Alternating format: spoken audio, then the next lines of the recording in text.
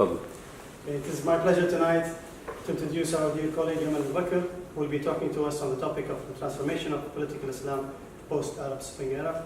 Tonight's talk is the sixth public lecture organized by the Doha Institute's project titled Transcultural Identities, Solidaristic Action and Arab Social Movements.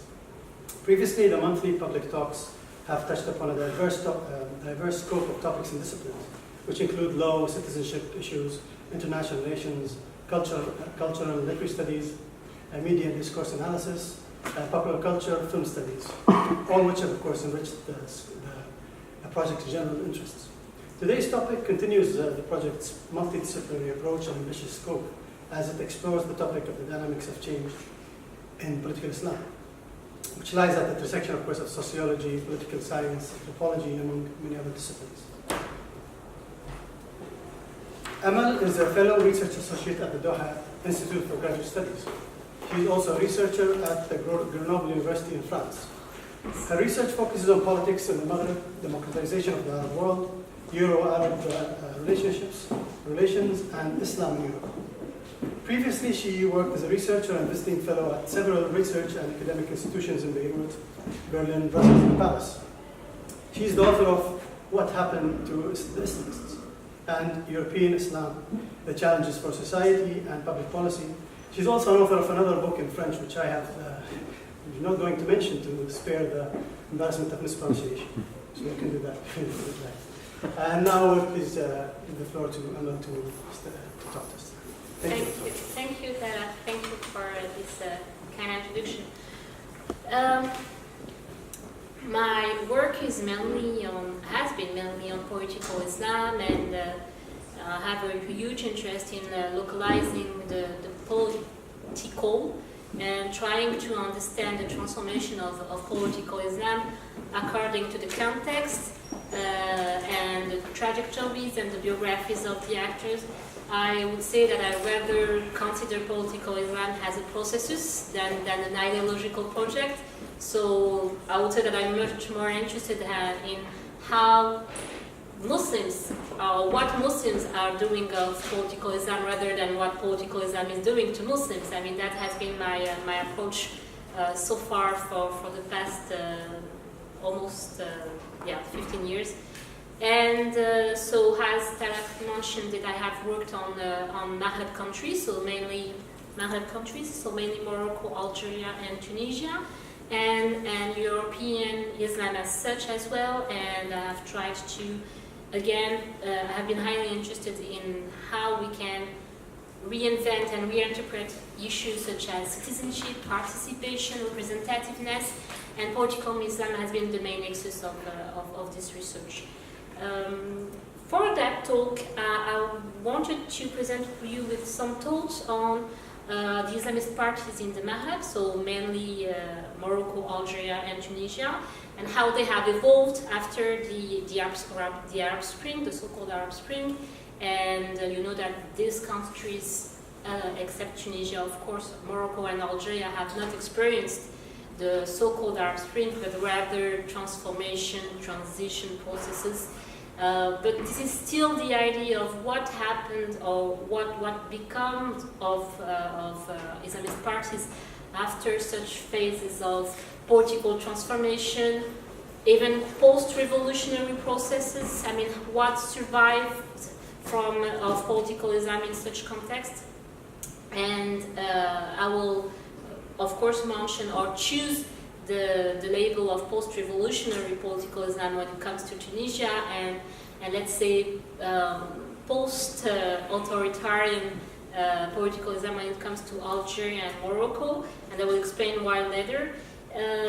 But mainly this talk will be about trying to clarify the evolution of Islamist parties after the Arab Springs and the challenge they are still faced with. And I believe that Algeria, of course, is the main interesting experience when it comes to the failure of political Islam, what happened of Islamist parties because of this comparison, especially when the Muslim Brotherhood in Egypt were obliged or were actually well, this is the exact, I don't know how to, well, after the coup, After the Egyptian coup, there has been a lot of comparison with the Algerian experience, but actually a lot has happened since 1992. And if I have time, I will more precisely mention the Algerian case. So you know that also Algeria has been through legislative elections 2 days ago. So there are some new material that I, if I have time, will present to you. When it comes to the context of the role of Islamist parties post-Arab Spring, mainly Islamist parties have been caught between two narratives.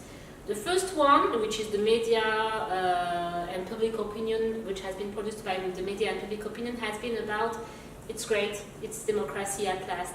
Islamist parties have won elections, so we can say now that we have a real pluralistic scene, political scene in these countries, thanks to the presence and the electoral victories of Islamists. There has been another narrative which was about that's the end of the democracy, because now Islamists, having the Islamists in power, they will hijack institutions, and so there's very two parallel narratives about the role of the Islamists. When it comes to academic discourses, well, we are still caught between two parallel narratives which are about either focusing on inclusion, the inclusion dynamic. So yes, they have been allowed to participate in elections. So again, they have been integrated. They have won elections, like Nahda, for example. So I didn't mention the parties I will focus on, but it will be Nahda for the Tunisian case, Hamas, Harakat al-Mujtama al-Sin for Algeria, and the Hizb al-Adala wa Tanmiya, the PGD for Morocco. So there are this narrative that is focusing much more on integration, inclusion, electoral victories. And on the other hand, so-called moderate Islamists would have been integrated in electoral processes, and everything is built on this idea of inclusion, or on the contrary, everything is built on the idea of exclusion and radicalization. And the fact that some parties, such as, for example, Adl wal Ihsan in Morocco, or of course Jabha al-Islamiyya lil-Inqad, the Islamic Salvation Front in Algeria, all the Salafi trends in Tunisia, have been excluded, and then there's this kind of tension between these dynamics. My argument is that actually focusing on only and almost in an obsessive way on electoral participation and integration or exclusion, or the issue of democratization for such specific context makes us miss the challenge that arises in post-authoritarian or post-revolutionary context, and that should be addressed by Islamists, because actually it's a very specific situation. It's not only about being integrated or excluded. It's about, I can see at last three main challenges that Islamist parties have to face when they decide to join the political process. First, there's the taboo of conquering the state. I mean, after a revolution that has been costly often, and I think it's also relevant to other countries, and specifically Egypt, what I'm going to say, but after such a sometimes violent experience, so after that, a transition or a transition took place after a revolution or after a failed electoral process, such as in Algeria or even in Morocco, for example. Actually, this transition has been somehow, in the three countries, somehow depoliticized by the state and by the old regime elite. It's not about talking about muhasaba and who is going to be in power and how we are going to, about clear norms about how we are going to redistribute power.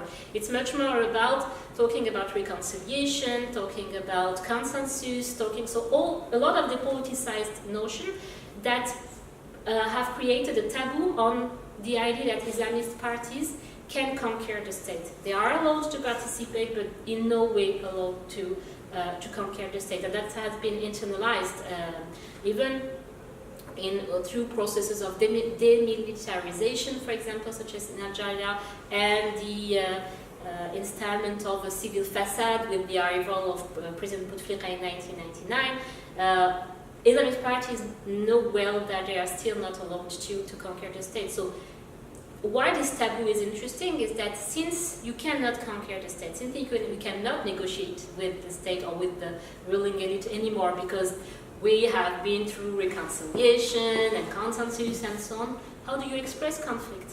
How do you resolve conflict? So we are in societies that actually are trying to avoid real politics and conflict resolution in the proper sense of the term, and that has an impact on the Islamist parties. The second challenge is, and that is actually related, in such context, what kind of opposition party can you incarnate? What kind of opposition can you be? I mean, is it about being co-opted by the state as an opposition party?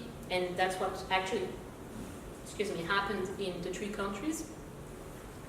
Can we still talk about reforming the state as an opposition party? I mean, can we change the regime and can we change politics from the inside?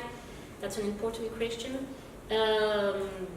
And the third challenge, I would say that it's actually the decline, and that's also related, the decline of oppositional politics in these countries.